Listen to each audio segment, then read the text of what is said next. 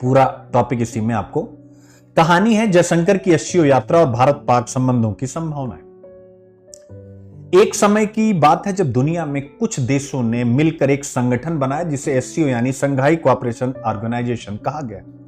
इस संगठन का मुख्य उद्देश्य था सदस्य देशों के बीच शांति, सुरक्षा और सहयोग को बढ़ावा देना। परंतु संगठन के कुछ सदस्यों के बीच विवाद और तनाव बने हुए थे, जैसे कि भारत और पाकिस्तान यानी संघर्ष का विषाणु। इस संगठन की एक महत्वपूर्ण बैठक 2024 में पाकिस्तान में आयोजित की गई, जहां भारत का प्रतिनिधित्व करने के लिए विदेश मंत्री एस जयशंकर पहली बार 9 साल बाद पाकिस्तान पहुंचे। यह यात्रा पूरे विश्व में चर्चा का विषय बनी क्योंकि भारत और पाकिस्तान के संबंध पिछले एक दशक में हमेशा से तनावपूर्ण रहे हैं। इस संबंध में पहला मोड़ अब हम लोग देखने जा रहे हैं, जयशंकर का पाकिस्तान आगमन। जब जयशंकर पाकिस्तान पहुंचे तो वहां के राजनयिकों और नेताओं ने भी इसे एक बड़े अवसर के रूप में देखा, यानी अच्छा रिस्पांस पाकिस्तान की तरफ से दिखाया गया। दोनों देशों के बीच कई मुद्दों पर लंबे समय से ठहराव था। जयशंकर का आगमन सिर्फ एक औपचारिकता नहीं थी, बल्कि यह उस छोटे दरवाजे की तरह था जो शांति और संवाद के रास्ते खोल सकता था, और बायलैटरल रिलेशन शांति और संवाद के रास्ते ही मजबूत हो सकते। बैठक के दौरान जयशंकर ने 3 प्रमुख समस्याओं पर जोर दिया। पहला आतंकवाद, दूसरा अलगाववाद और तीसरा उग्रवाद।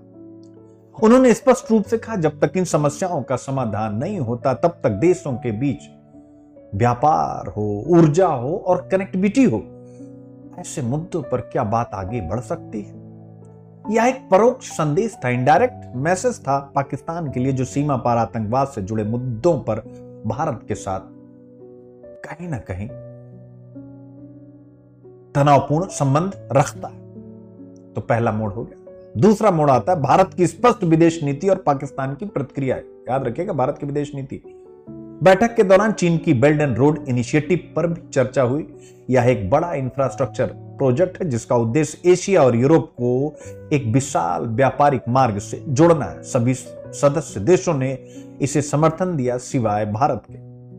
भारत ने हमेशा बीआरआई का विरोध किया है क्योंकि यह पाक ऑक्युपाइड कश्मीर से होकर गुजरता है, जिसे भारत अपनी संप्रभुता का उल्लंघन मानता है। इस मुद्दे पर पाकिस्तान ने कहा कि यह परियोजना रीजनल कनेक्टिविटी या क्षेत्रीय कनेक्टिविटी को बढ़ाने के लिए महत्वपूर्ण है और इसे सियासी नजरिए से नहीं देखना चाहिए। लेकिन भारत ने स्पष्ट किया कि वह संप्रभुता और क्षेत्रीय अखंडता के बिना किसी भी परियोजना का समर्थन नहीं करेगा। इस कहानी का तीसरा मोड़, क्रिकेट कूटनीति की संभावना। बैठक के दौरान जयशंकर और पाकिस्तान के उप प्रधानमंत्री मोहम्मद इशाक डार के बीच एक दिलचस्प चर्चा हुई। दोनों ने इस बात पर विचार किया कि क्या क्रिकेट के माध्यम से दोनों देशों के बीच संबंधों को सुधारने का प्रयास किया जा सकता है। यह विचार था कि चैंपियंस ट्रॉफी जो 2025 में पाकिस्तान में होनी है, दोनों देशों के खिलाड़ियों को फिर एक साथ ला सकती है। खेल एक ऐसा मंच हो सकता है जहां कूटनीतिक संबंधों को सुधारा जा सकता है। आप देख सकते हैं। तो अंत में इस पूरी कहानी से स्पष्ट होता है कि भारत पाकिस्तान के बीच संबंध सुधारने के लिए 2 प्रमुख चुनौतियां हैं। पहला आतंकवाद और अलगाववाद, दूसरा बीआरआई पर मतभेद। रट लीजिएगा, यानी जब तक इन मुद्दों पर कोई ठोस कार्रवाई नहीं होती तब तक दोनों देशों के बीच व्यापार और कूटनीतिक संबंध सुधारना कठिन होगा। लेकिन क्रिकेट जैसे कूटनीति के वैकल्पिक साधनों का उपयोग करके दोनों देशों के बीच प्रारंभिक विश्वास निर्माण किया जा सकता है। अगर खेल जैसे गैर राजनीतिक मुद्दों पर बातचीत शुरू होती तो यह कूटनीति के लिए नए द्वार खोल सकता है। आप देख सकते हैं।